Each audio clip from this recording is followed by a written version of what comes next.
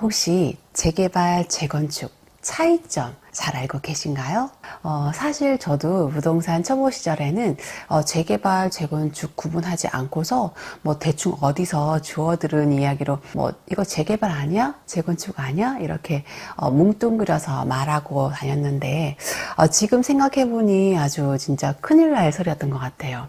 이렇게 이게 두리뭉실하게 알고 있다가 어디 가서 진짜 무시당하기 딱 좋았을 것 같아요. 오늘은 재개발이 뭔지, 재건축이 뭔지 이 둘의 차이점에 대해서 헷갈려 하시는 분들을 위한 영상이니까 꼭 시청 바라고요. 오늘 영상 보시고 이에 대한 개념을 확실히 잡으시길 바라겠습니다. 그럼 오늘도 채널 고정. 재개발 사업과 재건축 사업은 둘 다 오래된 집을 이렇게 막 부수고 새 집을 짓는다는 점에서 비슷한데요. 하지만 두 사업은요, 분명히 다른 것으로 좀 도시 및 주거환경정비법에는 재건축 사업과 재개발 사업을 다음과 같이 정하고 있습니다. 재개발 사업. 정비 기반 시설이 열악하고 노후 불량 건축물이 밀집한 지역에서 주거 환경을 개선하거나 상업지역, 공업지역 등에서 도시 기능의 회복 및 상권 활성화를 위하여 도시 환경을 개선하기 위한 사업. 재건축 사업, 정비 기반 시설을 양호하나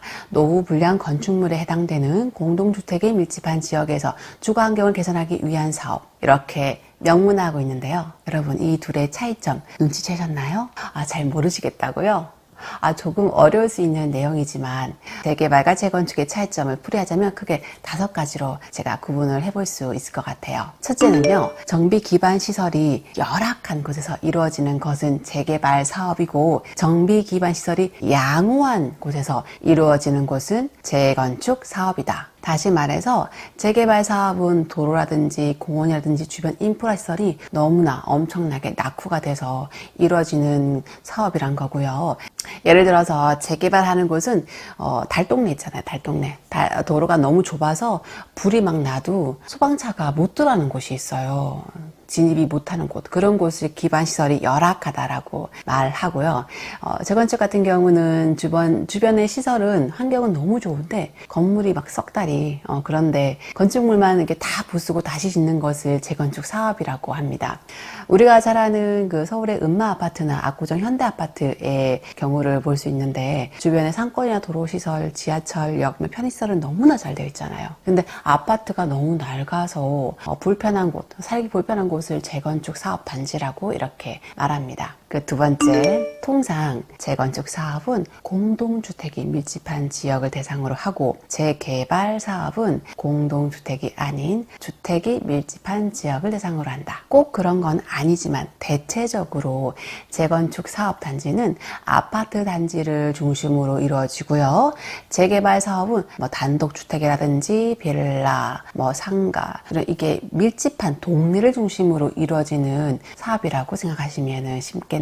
세 번째, 재개발과 재건축의 조합원 자격 조건입니다. 재개발의 조합원 자격 조건은 토지 등 소유자이고요. 그러니까 토지나 건물, 지상권 그 중에 하나라도 가지고 있으면 조합원 자격이 주어지고요. 그러나 재건축은 다르죠. 재건축 같은 경우는 토지와 건축물의 소유자, 그리고 토지와 건축물을 함께 가지고 있어야 조합원 자격이 인정이 됩니다. 재개발 같은 경우는 조합 설립 동의를 하든 안 하든 자동 조합원 자격이 주어지지만 재건축 같은 경우는 조합 설립에 동의한 자만 자격 조건이 주어진다는 점에서 차이가 있어요. 이게 동의를 하지 않으면 현금 청산 대상자가 되니까 이 차이점을 구분하시길 바랍니다. 네 번째, 사업 진행 과정과 속도. 사업 진행 과정은 비슷해요. 비슷하긴 하나 차이점은 재건축은 안전진단 통과라는 절차를 수행해야 되는데요. 이건 시도지사가 해주는 게 아니라 조합원들이 십시일반 이렇게 돈을 모아서 안전진단을 받아야 되거든요. 그래서인지 이때는 의견이 한 대로 막 똘똘 뭉쳐져서 사업 속도 빠르고 큰 이견이 없는 한 진행 속도도 순조로운 편입니다. 통과가 되면 동의서 받아서 조합 설립이 되고 그리고 그 이후에는 꽤 신속하게 이루어지는 편인데요. 하지만 재개발 같은 경우는 아주 열악한 곳에서 이루어지는 사업이라고 했잖아요. 그곳에 사는 분들이 대부분 평생 사셨던 나이 많으신 분들이거나 달동네나 단독주택으로 밀려올 상황이었던 분들, 형편이 좋지 않겠죠. 그런 분들이 사시는 곳인데 이런 분들에게 새 집 지어줄게, 나갈래? 이렇게 물으면 아니 돈이 없어서 이곳까지 왔는데 어딜 나가라는 거냐고 사업에 반대하시는 분들이 많다는 겁니다. 또 상가 같은 경우는 영업장이 뺏기는 경우니까 달거할 리가 없죠. 사업 초반에는 조합 설립하기 위해서 추진위원회를 구성해야 하는데요. 추진위원회는 추진위원장 1명과 감사를 구성해서 토지 등 소유자 10%만 모이면 가능한데 이분들이 조합원들한테 동의서를 한 75% 정도 받아야 하거든요. 근데 이 75%는 숫자가 굉장히 중요한 숫자인데 동의서만 받는 데만 해도 10년이 넘는 곳이 수두룩하다고 해요. 동의를 받고 조합만 설립이 되면 재개발이나 재건축이나 이 속도는 비슷한데 조합 설립하는 이 과정에서 재개발, 재건축의 속도의 차이가 난다고 볼 수 있다고 합니다. 또 여기서 조심할 건 싸게 먹을 수 있다고 초반에 조합 설립 단계, 즉 인가도 안 난 곳에 들어가서 조합원이 되시는 분도 있으실 텐데요. 그때 조합에 문의를 해보겠죠. 그럼 이럴 거예요.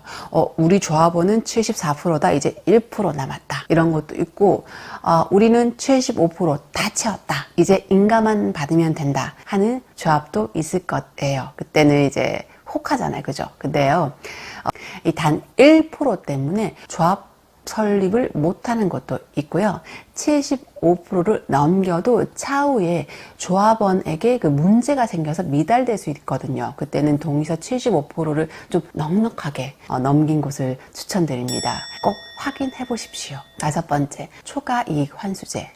이 제도는 투기 수요를 막고자 2006년 노무현 정부에서 시행되다가 13년부터 부동산 침체로 한시적으로 유예가 되었었는데요. 하지만 문재인 정권 2018년 1월부터 다시 재시행되는 제도입니다.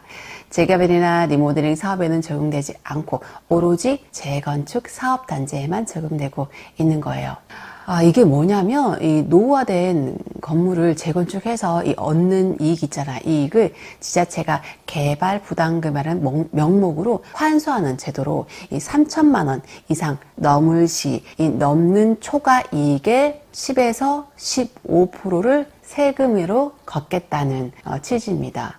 그도 그럴 것이 재건축이 재개발에 비해서 투자금이 많이 들긴 하지만 수익적인 면에서는 아주 높고 또 사업 속도도 빠르거든요. 그래서 정부에서는 이거를 투기 수요로 보고 있고 또 불로소득으로 걷겠다는 의지를 표명한 것으로 보여지는데요. 그러나 조합원들은 난리 나죠. 법원에 위헌 소송을 했고요. 조합원들은 아니 분담금도 내고 양도소득도 내는데 왜 또 세금을 거두려 하느냐고 이중과세가 아니냐고 난리 쳤었죠. 하지만 정부에서는 이건 세금적인 부분이 아니라 추가 분담금이라고 명명했고 조합원들의 의견은 묵살이 되었습니다. 시행 적용일을 보면 2018년 1월 이후에 관리처분 인가를 신청한 재건축 사업장은 초과이익 환수제 적용을 받게 되고요. 2018년 1월 이전에 관리처분 인가를 신청한 단지는 초과이익 환수제를 피하게 되었었는데요. 그래서였을까요? 2017년 12월 관리처분 인가를 신청한 단지가 엄청나게 급등했었답니다. 하지만 재개발 같은 경우는 이런 규제가 없으니 투자자들에게는 기회겠죠. 좀 더 세세하게 파고들면 여러 가지 규제 면에서는 차이점이 조금씩은 있긴 하지만 이 큰 틀에서 보자면 5가지만 알아도 재개발, 재건축 구분한 데는 큰 무리가 없을 것으로 보아집니다. 오늘은요, 재개발, 재건축 이 차이점에 대해서 자세하게 설명을 드렸고요. 이것만 아셔도 어디 가서 재개발, 재건축에 대해서 주눅드는 일 없으실 겁니다. 오늘의 영상이 유익하셨으면 구독, 좋아요, 추천 많이 부탁드립니다. 부탁드리고요. 저는 여러분이 부동산으로 경제적 자유를 누리는 그날까지 함께 할 테니까 다음 영상도 기대해 주십시오. 그럼 다음 시간에 뵐게요. 성공 투자하세요. 그럼 안녕.